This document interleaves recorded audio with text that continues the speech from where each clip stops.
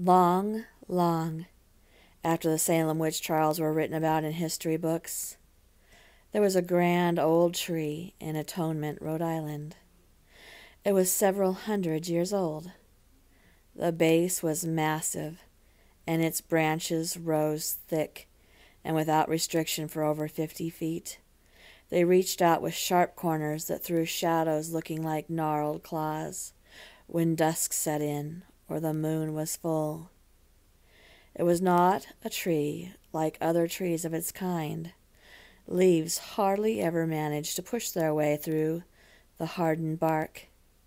It was so unusual to see one or two leaves emerge that the local news crews would often converge to cover the story of the new life crackling its way through the old life.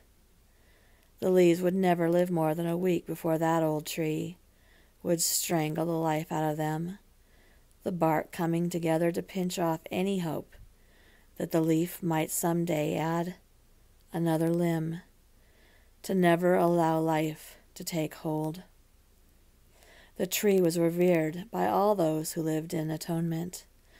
The tree was part of its long, forgotten history.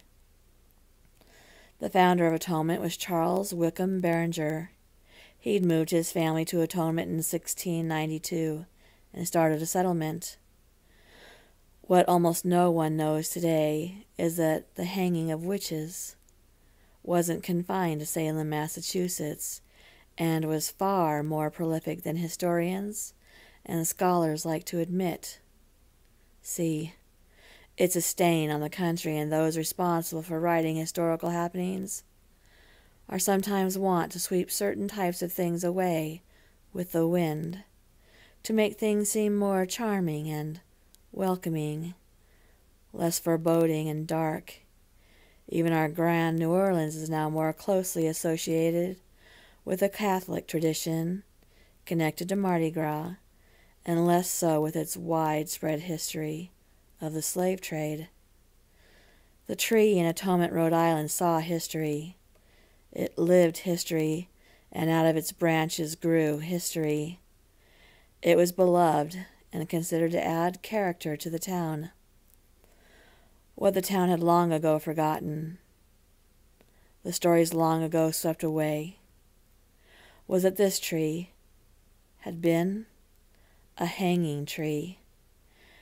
These branches had held the limp bodies of dozens of men and women, and even children, who had had a finger pointed their way and the words witch whispered until the word took on a life of its own, and the lives of those accused were taken whilst swinging from the thick gray branches.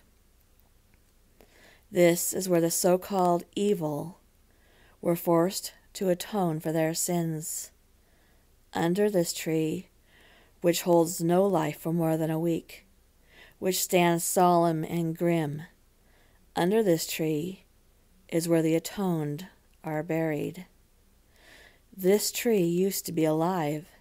It used to grow leaves and sprout flowers until it only knew death, until it became death, until the atoned wasted away into dust and grew up through the trunk and into the limbs, and as they did, they stole the life of the tree.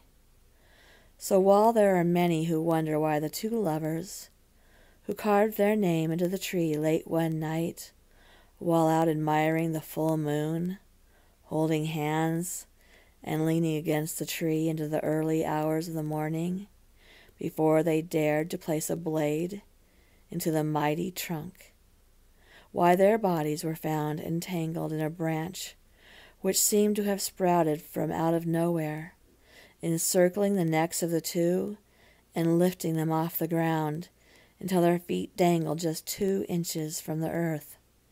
Panic forever captured in the gaping mouths and wide eyes, the deep scratches at their throats from trying to claw their way out from the tree's grasp.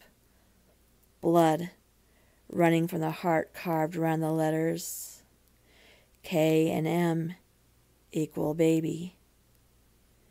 The atoned know, and the tree knows. Thank you for coming to my channel.